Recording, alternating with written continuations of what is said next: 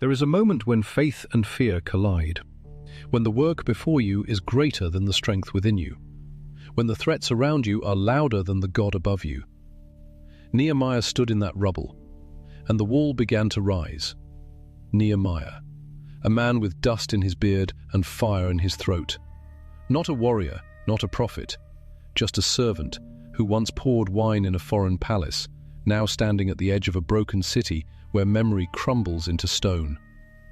You know what it is to carry a weight no one sees, to wake before dawn with a knot in your chest, not because of danger, but because of expectation, because the thing you're called to do feels too small to matter and too large to survive. He walks. Footfalls echo between fractured walls. His sandals scrape over rubble, sharp as broken teeth. The air tastes of ash and time. This is not war, not yet, but the scars of it remain. Gates reduced to charcoal skeletons, stones scattered like bones after a feast.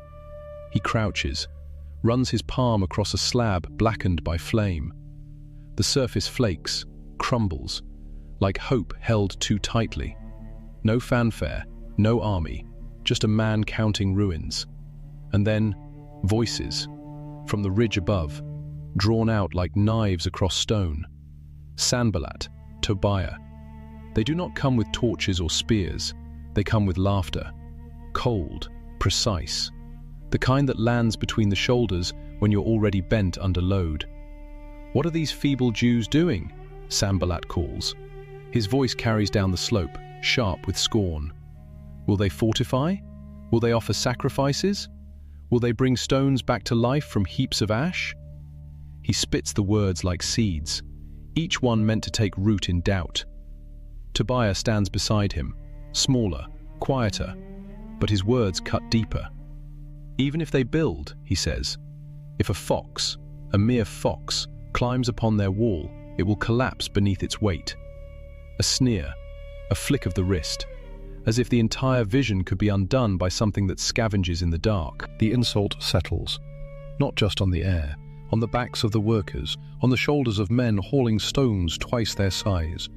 You can see it, the way a man pauses, mid-lift, breath caught, the rope biting into his palms. He looks up, not at the wall, but at the ridge, at the silhouettes laughing. They are not fighting stone, they are fighting absurdity, the slow poison of being told your labor is a joke. Nehemiah does not shout, does not rally. He turns, steps away, finds a shadow between two boulders, kneels, presses his forehead to the earth. Dust clings to his skin. His breath comes in short, tight pulls. "Hear us, O God of heaven," he whispers. The words barely rise above the wind. They mock you, they scorn your people. Turn their ridicule back upon their own heads. Let their schemes collapse beneath the weight of their own pride. No thunder, no lightning, just a man speaking into the dirt, as if the ground itself might carry his plea upward. And yet, the people return to the work, not with cheers, but with grit, hands blistered, shoulders raw. They lift, they stack, they carry. The rhythm of labor becomes a kind of prayer, one stone, then another, then another. But the air is thick with more than heat. It carries the echo of laughter, the weight of being watched, judged, underestimated. You felt this, not on a wall, maybe at a desk, in a home, in a hospital room. The sense that what you're doing is too small to change anything. That the world sees your effort and smiles, not in kindness, but in pity. Nehemiah walks the line between resolve and exhaustion. He prays, then he picks up a stone, prays again, lifts another. His arms tremble, his voice cracks, but he does not stop. The wall is not rising, not yet, but the fight has begun. And the question lingers, not in words, but in the space between breaths. Can a man rebuild a city when the world insists it's not worth saving? Clouds gather, not slow, not drifting. They claw across the sky, swallowing light. A bruise spreading over the heavens. The wind stills. No bird calls, only the low groan of timber strained under stone. This is not weather. It is warning. Jerusalem, more than a city, a hinge upon which empires turn, a provincial capital carved into the spine of the land. Persian decree holds it in check, but a wall changes everything. Stone upon stone it whispers rebellion. It speaks of borders, of sovereignty, of a people no longer begging at the gates. Sanballat feels it in his bones. Governor of Samaria, robe heavy with rank, throne warm from royal favor. And now, this man Nehemiah, cupbearer turned builder, carving defiance into the hillside. Every lifted block a challenge, every mortar line a declaration. His power trembles, not from armies, from rubble becoming rampart. The coalition forms in silence. No banners, no drums, but Arabs from the east, Ammonites from the high plains, Ashdodites from the coast. They move like dust devils, circling, closing in, a noose of sand and shadow. 3 fronts, 3 threats, all watching, all waiting. The city is ringed, not by siege engines, by intent and memory. Nehemiah remembers the scroll, the king's hand halting the work before. Artaxerxes swayed by whispers. If Jerusalem rises, they will not pay tribute, they will not bow. A single accusation, written in fear, stopped stone in mid-air. Now he walks the same edge. One misstep, one rumor, one spark, and the king's wrath will fall like an axe. Obey the past decree? Let the city remain broken, or obey the call in his chest. Let the wall rise and risk annihilation. The choice is not between safety and danger. It is between 2 deaths. The enemy's voice sharpens. No more laughter, no more foxes. Now, they will come and fight, not mockery, promise. The words hang like smoke over the worksite. Workers pause, hands on stone, ears tuned not to the wind, but to the ridge, to the silence between breaths. Will it break? Will they charge at dawn? The burden is not just in the arms, it is in the spine, in the gut. The strength of the burden bearers is failing, someone mutters. Not loud, but enough. The rubble, endless. Not neat piles, not orderly heaps, a chaos of collapse. Stones half buried, timber charred and splintered, each step a risk, each lift a gamble. The sight is a wound that won't close. And the terror, it is not sudden, it is slow, it seeps. It lives in the way a man glances over his shoulder, in the way a woman at the well lowers her jar, eyes darting east, in the way children no longer play near the outer stones. 10 times. 10. That is how often the warning comes, from Jews living in the villages beyond, farmers, shepherds, cousins. They slip through the dark, breath ragged. They are arming. They plan to rush the north gate. They say they will burn the timber. Each report lands like a stone in still water. Ripples. Fear spreads. Not just from outside, from within. The body tires. The back aches. The hands split. Blood mixes with dust. The sun beats. No shade, no rest. The rhythm of labor stutters. A man drops his load. Not from weakness, from the weight of being watched, of knowing that every stone laid is an act of defiance, that every breath drawn is borrowed. Nehemiah walks the line, not between courage and fear, between resolve and collapse. He sees it in their eyes, the flicker, the doubt, the slow erosion of will. The enemy does not need to attack. They only need to wait, for exhaustion to do the work of war. The air tastes of iron, not from blood, from tension. The wind carries grit. It grinds against the teeth. The sky darkens, not from night, from cloud, from the gathering of storm and scheme. He stands on the half-built wall, looks out, sees not just land, sees history pressing down. The treaties broken, the gods of Molech fed with fire, the laws buried under ash. All of it alive in the silence, in the way a man hesitates before lifting another stone. This is not just rebuilding, it is resurrection. And resurrection is never clean. It is sweat. It is blood. It is the slow, grinding weight of memory and threat fused into one. The wall is not just stone, it is a sentence written in defiance. And the world is reading it, watching, waiting, to see if it will stand, or if it will be erased again. The work halts, not by decree, not by collapse, but by silence. A stillness that cuts through the clang of chisels, the scrape of stone on stone.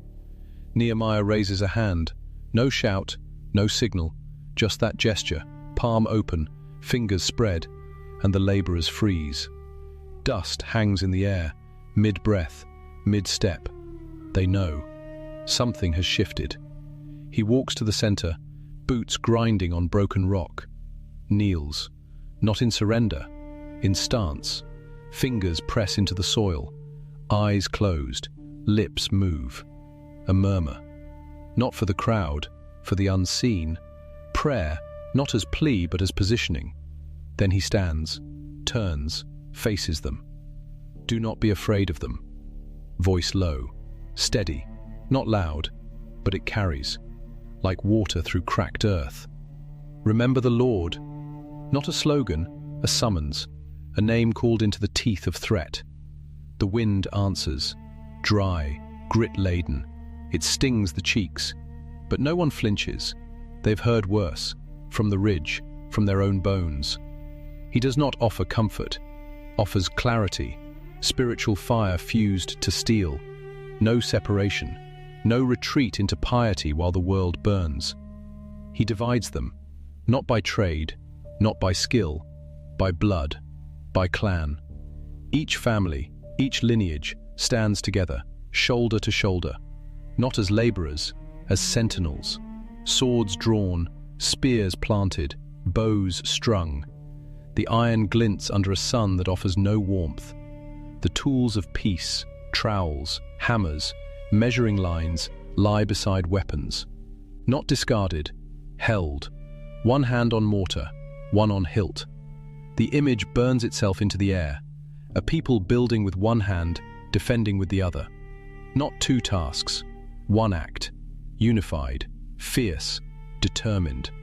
Every builder now wears a blade, girded at the hip, not for show, the leather strap tight, the metal cold against the thigh. They lift stones, pass timbers, mix mortar, all with the weight of steel at their side. A rhythm returns, but different. Not the mindless grind of before. This is alert, every ear tuned, not just to the foreman's call, to the rustle beyond the ridge, to the absence of bird cry, to the way the wind changes. They carry loads with one hand, the other never far from the sword. Water comes in sips, from jars passed quickly. No one kneels long, no one turns their back to the edge. The trumpet, bronze, dented from years of silence, rests in the city's heart. A single man beside it, fingers curled, ready. One blast, that's all it takes. A single cry to gather every soul to the breach. Nehemiah moves like a pulse through the lines, not commanding, not barking, present. His voice cuts through the labor. Our God will fight for us. Not a hope, a declaration, said like stone laid true, said while scanning the horizon, while watching the dust rise in the distance, while feeling the tremor in the ground. Hooves? Wind? Imagination? It doesn't matter. The words stand, unshaken. They echo in the chests of the workers, in the grip of their hands, in the set of their jaws. The enemy may come, but they are not alone. The divine is not distant. It is in the stance, in the breath, in the refusal to break. Work resumes, from first light, before the stars fade, until the last ember of dusk bleeds from the sky. No rest, no removal of garments. Cloaks stay on, sandals laced, weapons never lowered, even at the well, even when drinking. One hand cups the water, the other rests on the hilt. Sleep comes in shifts, in snatches, leaning against half-built walls. Heads nod, but eyes snap open. At every sound, at every shadow, the city is awake. Always. The paradox lives in their bodies, building peace with the posture of war, crafting shelter while braced for assault. The wall rises not in safety, not in ease, but in the tension of readiness. Every stone laid is an act of defiance, every line of mortar a vow, and still they build. The rhythm returns, but sharper, focused, no more hesitation, no more glances over the shoulder. The fear hasn't vanished. It's been absorbed, transformed, like iron forged in fire. The people move as one, not because they are ordered, but because they have become a single body, a single breath. The clans stand. The women pass supplies, the children carry water, all with eyes forward, all with purpose. The wall climbs, higher, thicker, not perfect, not smooth, but real, stone on stone, held by will, by faith, by the refusal to be broken. Then, silence. Not the silence of pause, of dread. The wind stills, the birds vanish, even the distant bleat of goats cuts off. A hush, heavy, thick, like wool pressed over the ears. Nehemiah stops, turns, scans the ridges. Nothing. No movement, no dust. But he knows. The air tastes of iron, not from blood, from charge, from the moment before impact. He raises a hand. The trumpet player tenses. The builders freeze. One hand on stone, one on steel. They wait. Nothing comes. No charge, no scream, no arrow. Just the slow return of wind, the creak of timber, the drip of sweat down a temple. They exhale, not in relief, in resolve. The enemy saw. They saw the unity, the readiness, the fire in the eyes. They saw a people no longer divided, no longer afraid. They saw a wall not just of stone, but of spirit, and they turned back. The work continues, faster now, as if the earth itself pushes the stones into place. The gaps close, the breaches seal, the height reaches the level of a man's chest, then his head, then above his reach. The wall is not finished, but it is whole, in spirit, in stance, in defiance. And when the final stone is set, no fanfare, no cry, just a man stepping back, wiping his brow, looking at what has been built, not with pride, but with awe. The wall stands, not because of strength, not because of skill, but because they held both trowel and sword, because they worked as if their lives depended on it, because they prayed as if only heaven could save them. And in that union, labor and vigilance, faith and fight, the impossible rose, stone by stone, breath by breath, hand in hand. Sunlight, soft, needle-thin beams piercing the high pine, dappled gold on moss, on damp earth, on the curve of a stone half buried in loam.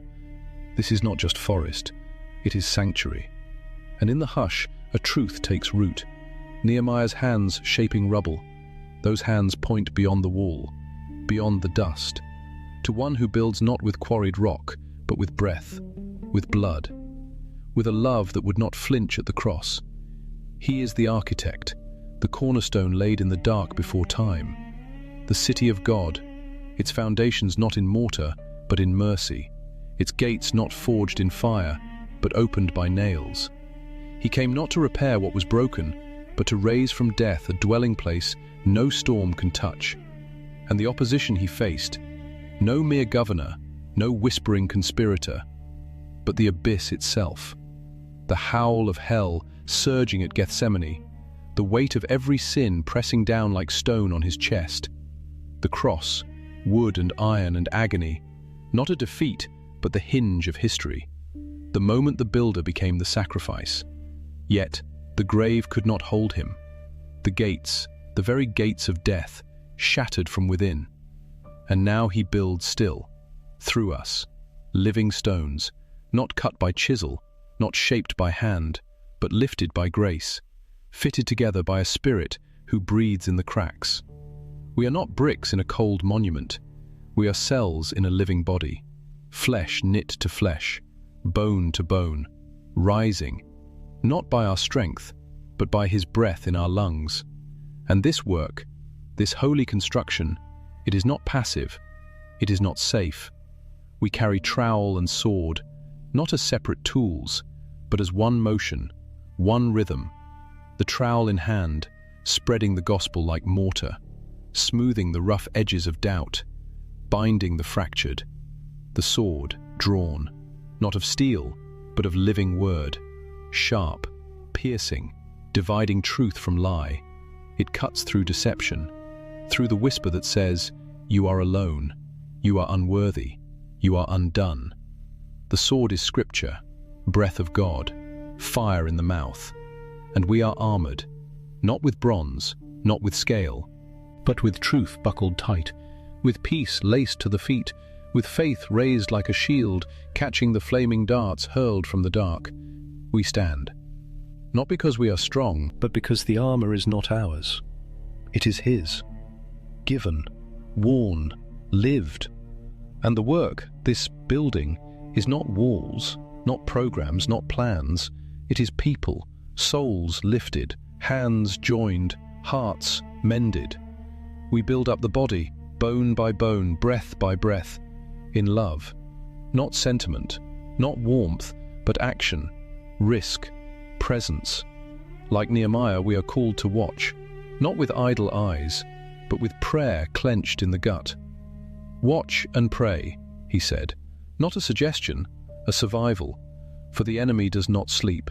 He prowls, not with torches, not with armies, but with doubt, with delay, with the slow rot of complacency. Yet we do not stand alone. There is one who never blinks, who never tires, who walks the ramparts of our lives, day and night. Jesus, the watchman, the keeper of the wall. His eyes never close, his hand never slips from the sword. And ours?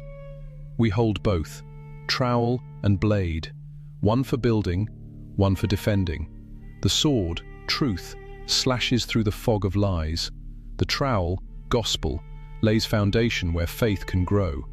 We do not choose one, we live both, in tension, in balance, in holy paradox. And the victory?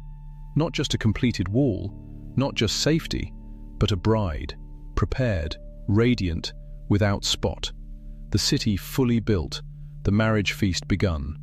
The final stone set not by human hand, but by the voice that spoke light from void. And when that day comes, we will lay down the trowel. We will sheathe the sword, and step through gates that no enemy ever touched. You, still, breath low, even. The lake holds its reflection without ripple, a mirror of sky and light, untouched by wind. Your hands calloused from lifting, from shaping, from holding tight, rest now. Let them open. Let the trowel lie in the grass, the sword, unbelted, laid beside you in the dew. Not lost, not forgotten, just released. For this moment, the sun climbs, soft, blush pink bleeding into gold. It spills across the water, not harsh, not demanding, just warm on your face, like a hand, gentle, turning your chin upward. You have built, stone by stone, breath by breath, with dust in your throat and ache in your shoulders. You did not stop, even when the voices came. They echo still, faint, distant birds over the ridge, mocking, doubting, saying the wall would never stand, saying you were too broken, too late, too small. But you kept the rhythm, one hand to the work, one to the defense. And now, silence, not empty, full, thick with presence, the kind that settles in your bones, the kind that says, you are seen. The wall rises, not because you were strong, but because you were held. The foundation was never yours. It was laid long before your feet touched this ground, solid, unshaken, carved from something deeper than rock. You can feel it now, beneath the soles of your feet, a quiet hum, like the earth breathing, like a song beneath the soil. The battle is not gone. It never fully leaves. But it is not here, not now. Now, there is water, still, clear, reflecting the sky as if heaven leaned down to meet it. You look in, And for once, you do not flinch. You see your face, tired, marked, but whole, not perfect, but real. And in that reflection, peace finds you, not as absence, not as escape, but as arrival. You are here, you are known, you are not alone.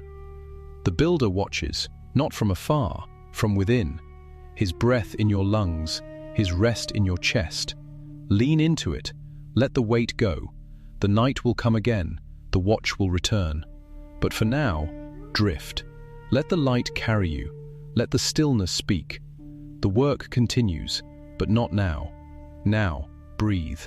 The sky, the water, the hush, all saying, you are safe, you are held, you are home.